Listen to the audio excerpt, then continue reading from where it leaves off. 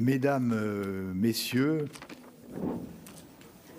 très heureux de vous accueillir à nouveau pour cette deuxième session de notre colloque, dont le thème est le processus de patrimonialisation, un levier de valorisation du territoire.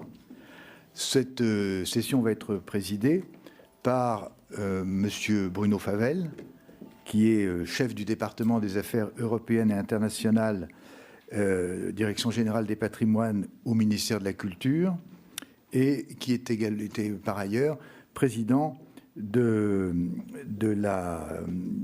comité de la culture, du paysage et du patrimoine du Conseil de l'Europe, et présidé également par Madame Gravary Barbas, qui est professeure de géographie à l'Institut de recherche et d'études supérieures du tourisme de l'IRES de l'Université de Paris 1 et coordinatrice de la chaire UNESCO Tourisme, Culture, Développement de l'Université Paris 1 Panthéon-Sorbonne. Voilà, je vous remercie à tous les deux de votre implication. Merci à vous, cher Robert de Villene. Tout d'abord, permettez-moi de remercier les organisateurs, Christelle Leprel, Isabelle Anatole, Vincent, de nous avoir invités à prendre la parole dans cette grande rencontre scientifique internationale autour de la candidature des climats de Bourgogne. Alors, ce matin, vous avez pu parler longuement des références, je dirais, de l'introduction, c'est-à-dire qu'est-ce que sont les économies de terroir, quel est le milieu, le savoir-faire, la culture et la production. Cet après-midi, nous allons aborder un autre sujet, qui est le processus de patrimonialisation, finalement, un levier de valorisation du territoire. Alors, tout ceci pour dire que depuis une trentaine d'années, on voit bien que le Comité du patrimoine mondial reconnaît des formes nouvelles d'émergence de patrimoine. On est passé d'un patrimoine bâti à un patrimoine industriel, d'un patrimoine industriel à un patrimoine paysage culturel, et on en est maintenant à voir d'autres formes, et je dirais que les climats de Bourgogne font partie de cette reconnaissance de nouvelles formes de patrimoine. Sans complexe, on peut dire que les climats de Bourgogne sont des biens culturels. Il a été pris le parti de dire que les climats de Bourgogne étaient des biens culturels. Et bien nous, le ministère de la Culture, nous assumons cela, à tel point d'ailleurs que nous avons pris le soin avec le ministère de l'Écologie et du Développement durable de décider, avec le comité bien sûr des biens nationaux français pour le patrimoine, de déposer en janvier de l'année dernière, donc en janvier 2014, le dossier des climats de Bourgogne pour étude cette année par le comité du patrimoine mondial à Bonn. Et je dois dire que nous sommes très fiers de ce choix et nous assumons pleinement, je dirais, cette candidature des climats de Bourgogne. Donc l'association et toutes les personnes présentes de la Bourgogne peuvent être tout à fait, je dirais, rassurées du soutien des pouvoirs publics français, culture, affaires étrangères. Vous aviez Philippe Lalliot ce matin, je le sais, puisqu'on a parlé tous les deux, et bien sûr le ministère de l'Écologie et du Développement durable. Donc, nous verrons à Bonn ensuite à chose. Bon, une fois qu'on a dit ça, on a dit pas grand-chose. Donc, mais les experts sont là pour parler, et avec ma collègue, Madame Maria Gravary Barbas, qui est professeure émérite de géographie à l'Institut de recherche et d'études supérieures du tourisme de l'IREST, Panthéon-Sorbonne et coordonnatrice de la chaire UNESCO, Tourisme, Culture, Développement de l'Université Paris 1, Panthéon-Sorbonne, qui va co-présider cette session avec moi. Et puis nous sommes entourés d'experts. Monsieur Mun Chengdu, qui est professeur de l'Institut des sciences de géographie et de la recherche sur les ressources naturelles à Pékin. Madame Silvia Soldano, à côté de moi, qui représente l'Institut supérieur des systèmes territoriaux pour l'innovation, le CITI, en Italie. Christelle Leprel, que vous connaissez bien. Et deux amis des Comores, Saïda Madame Ziadi, qui est responsable de l'unité technique insulaire de la Grande Comore, à la Direction régionale de l'agriculture, de l'État des Comores. Et bien sûr, Fatima Boyer, qui est présidente du collectif pour le patrimoine des Comores, et qui peut tout à fait être contente avec nous de présenter ce paysage culturel, puisque Fatima Boyer, depuis nombreuses années, développe avec beaucoup de passion et je dirais, d'énergie, d'enthousiasme, la protection et la valorisation des patrimoines des Comores. Voilà. Je passe sans plus tarder la parole à Maria Graveri-Barbas, qui va nous dire, je voulais juste vous dire une chose aux intervenants, vous avez 25 minutes, parce qu'on veut un débat avec la salle, et vous me connaissez, pour certains, au-delà de 25 minutes, je vous couperai. Je ne serai pas du tout tolérant, parce que nous avons un impératif horaire pour les lieux, et ensuite il y a d'autres événements prévus, et nous ne pouvons pas dépasser une certaine heure. Donc, Maria Graveri-Barbas, vous avez la parole. Merci beaucoup. J'aimerais à mon tour remercier les organisateurs pour ce colloque qui s'annonce excellent pour son organisation et pour les résultats attendus. Je vous remercie aussi, cher Bruno, pour les méritages. Je ne les mérite pas, mais... Bon, pardonnez-moi alors. Je vous en prie. Et j'introduirai rapidement la problématique de cette table ronde qui me semble extrêmement intéressante puisque nous sommes, je crois, réellement dans les vifs de notre sujet, c'est-à-dire dans les processus. Nous sommes en train de voir de quelle façon ces démarches mises en place dans différents territoires peuvent-elles avoir, et si oui, dans quelles conditions, des effets vertueux.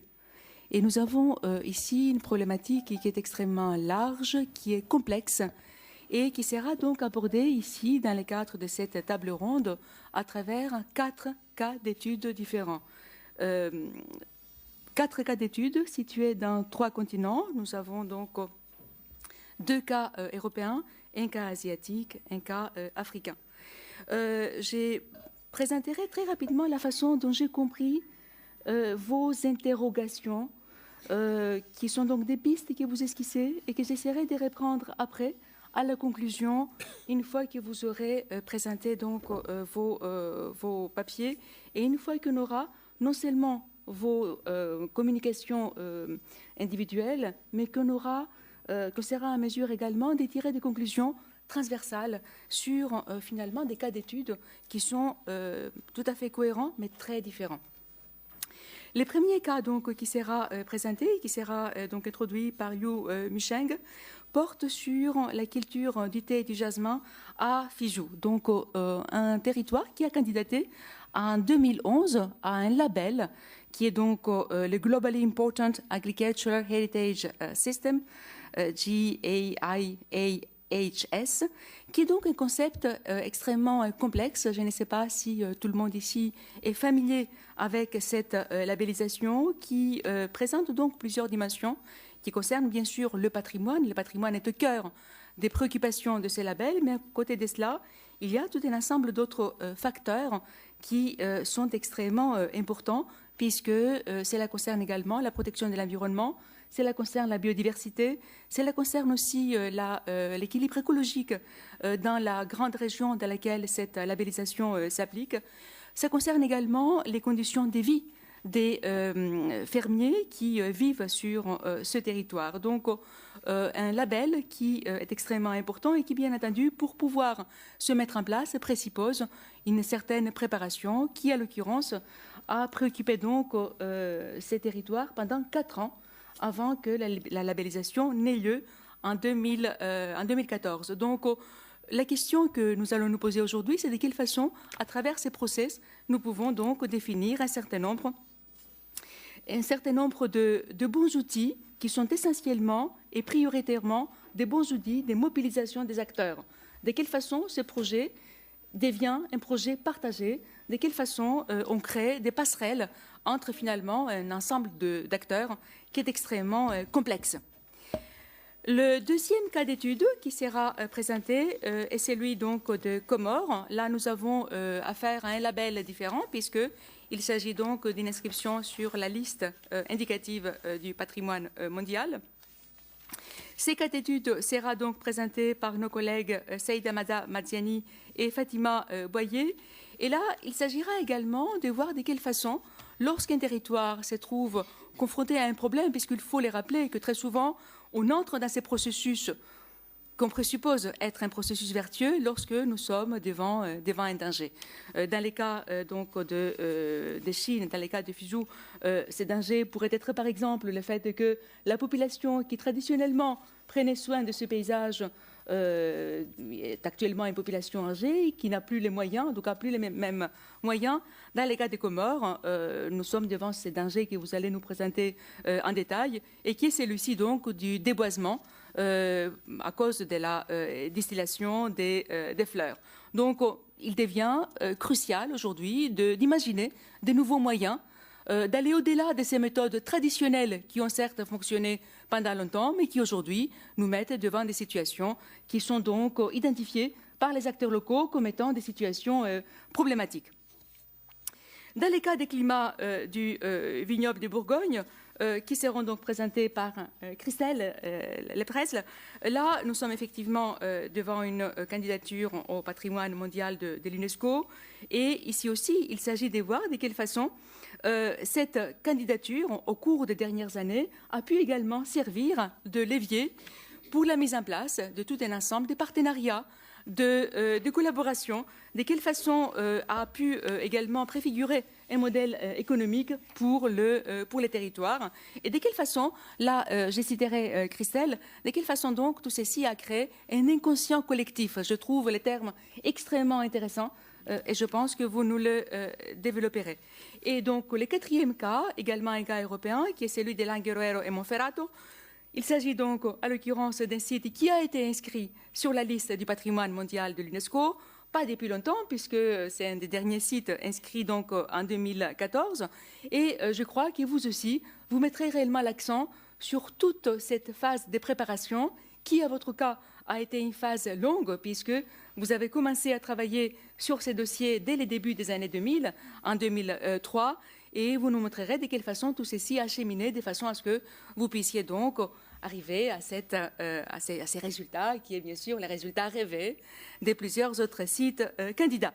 Donc, nous vous invitons à nous parler de tout ceci, de nous parler de vos efforts. Je pense que ce qui est très important n'est pas seulement de mettre l'accent sur les success stories, elles sont tout à fait intéressantes, mais c'est très important également de pouvoir aussi parler des difficultés, de voir de quelle façon ces difficultés, vous avez pu les surmonter, et de quelle façon vous luttez toujours aujourd'hui contre d'autres difficultés qui se présentent sur ces territoires, puisque on sait très bien que l'inscription n'est pas du tout la fin, c'est le début d'une autre histoire qui, bien sûr, est une histoire qui doit continuer également à fédérer les acteurs, doit également pouvoir rencontrer d'autres publics, doit pouvoir faire vivre le site et les communautés qui vivent sur ce territoire. Donc voilà, je pense qu'à travers vos 4 cas d'études, nous pourrons aussi produire aujourd'hui une intelligence commune et essayer réellement de mettre en rapport ces cas d'études isolés. Merci beaucoup. La parole donc sera donnée sans trop tarder à Monsieur Liu Musheng, qui est donc professeur agrégé de l'Académie chinoise des sciences et qui est également secrétaire général adjoint de l'Association chinoise des systèmes agriculturels patrimoniaux. Monsieur Liu Musheng mène des études qui portent principalement sur le potentiel écologique, sur les services écosystémiques et sur la compensation écologique. Il nous parlera donc beaucoup de ces Global Important Agricultural Heritage System, qui est donc la labellisation qu'il a contribué de façon tout à fait active à obtenir dans les cas des FISU. Donc la parole est à vous. Vous connaissez les règles, je ne les répète pas.